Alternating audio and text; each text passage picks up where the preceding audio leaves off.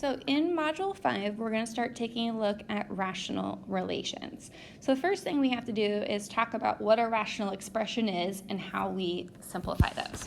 So rational expression is a fraction where the numerator and denominator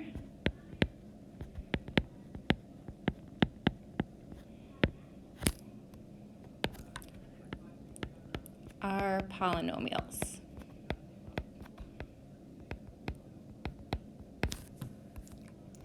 So for example, x plus 2 over 2x plus 7 is a rational expression. So because we've got a fraction, and x plus 2 and 2x plus 7 are each polynomials. When we're looking at the domain for a rational expression, if you think in terms of fractions, the one thing you can never divide by is 0. So the domain is all real numbers. Sorry, I got too specific. So domain is, in general, is all values that can be plugged in for x. So just in general, the domain is all of the values that can be plugged in for x. In specifically a rational expression, because we can't divide by 0, that would be all real numbers except when denominator equals 0. So if we go back to that example I wrote up above, x plus 2 over 2x plus 7, if I'm looking at its domain, I have to figure out when the denominator equals 0. So 2x plus 7 equals 0.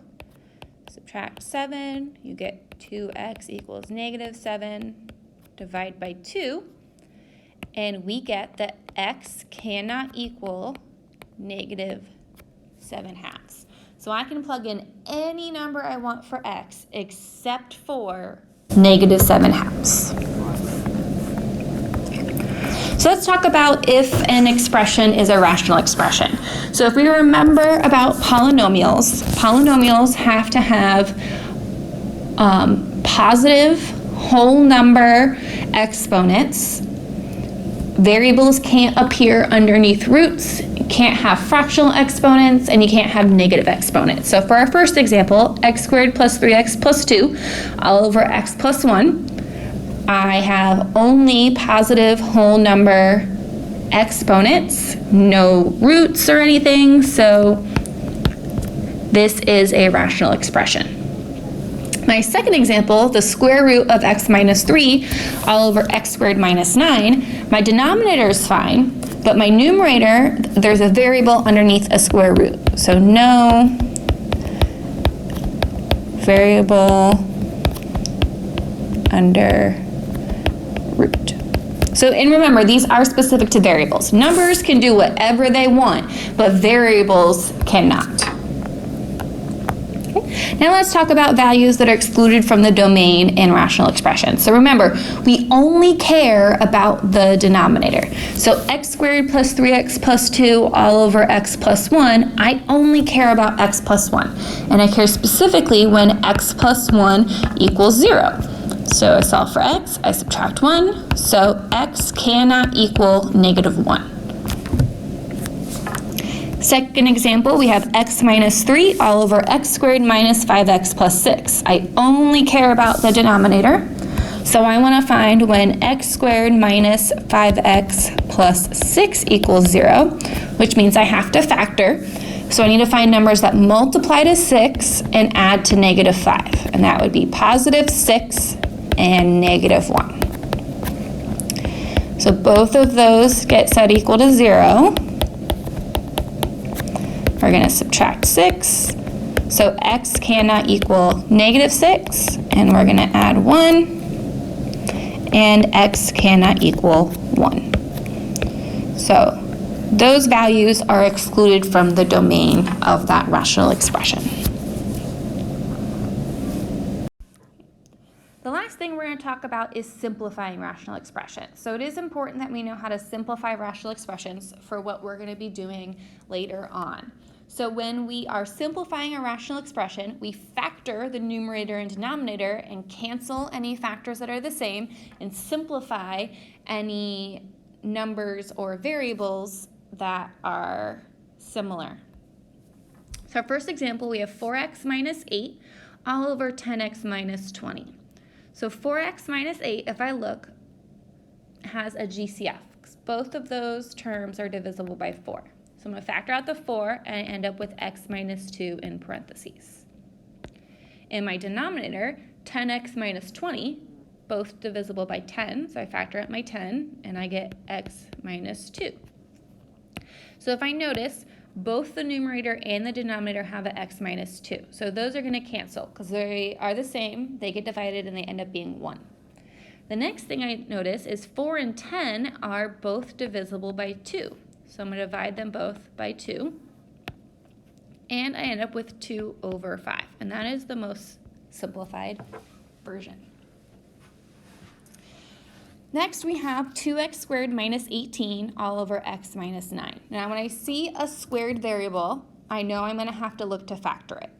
So 2x squared minus 18 looks very, very similar to a difference of squares. However, 2 and 18 are not perfect squares.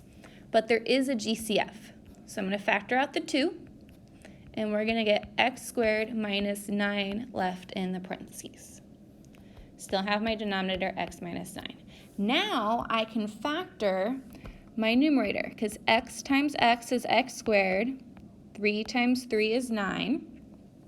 So my numerator becomes 2 times x plus 3, x minus 3, all over x minus 9. And I see that now that it's in factored form, there's actually nothing I can do to simplify it. So this is my final answer. Next we have 4x squared minus 16x minus 84 all over x squared minus 5x minus 14. So in that numerator there, anytime I notice a number in front of x squared that's something other than 1, I'm always going to check for a GCF first. So I'm going to check to see that all of the numbers are divisible by 4, and they are. So I'm going to factor out that 4, and we'll have x squared minus 4x minus 21. And I'm not going to touch the denominator yet, so I'm going to leave it as x squared minus 5x minus 14. Now I can factor the x squared minus 4x minus 21. So I'm looking for numbers that multiply to negative 21 and add to negative 4. And that's going to be negative 7 and positive 3. And in my denominator, I'm looking for numbers that multiply to negative 14 and add to negative 5, which is going to be negative 7 and positive 2.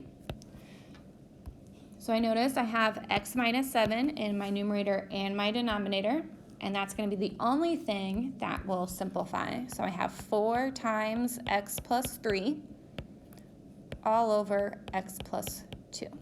Now when we simplify rational expressions, we never distribute back into parentheses.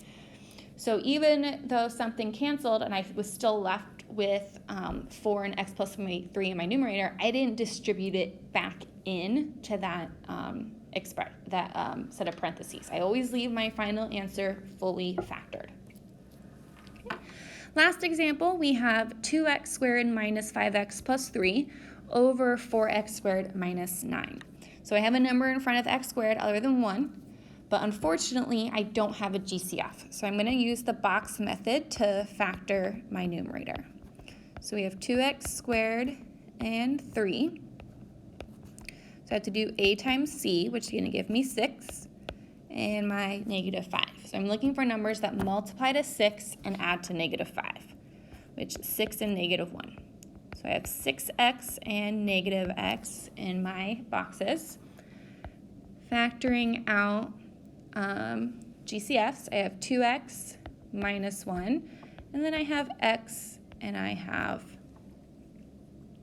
3. Sorry, I did that backwards.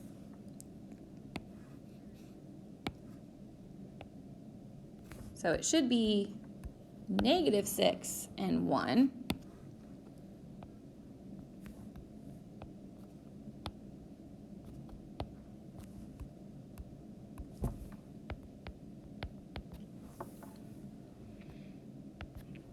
So we have 2x and 1, and then we have x and negative 3. So my numerator becomes 2x plus 1, and my denominator, and then x minus 3. And in my denominator, 4x squared minus 9 is a difference of squares. So it's 2x plus 3. I factored the numerator wrong.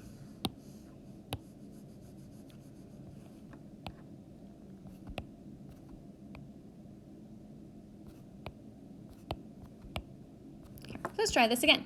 So when I factored it, it multiplied to negative 6 and added to negative 5. It's actually going to be negative 3 and negative 2. So we have negative 3x and negative 2x.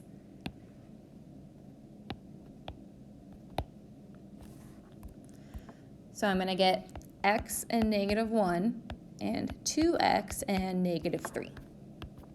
So 2x minus 3, x minus 1 in the numerator. My denominator is a difference of squares. So 4x squared is 2x times 2x, and 9 is 3 times 3. So it's 2x plus 3, 2x minus 3. If I notice, both my numerator and my denominator have a 2x minus 3, which are going to cancel. And I end up with x minus 1 all over 2x plus 3. Let me know if you have any questions about what is a rational expression, finding values that are excluded from the domain of a rational expression, or simplifying rational expressions.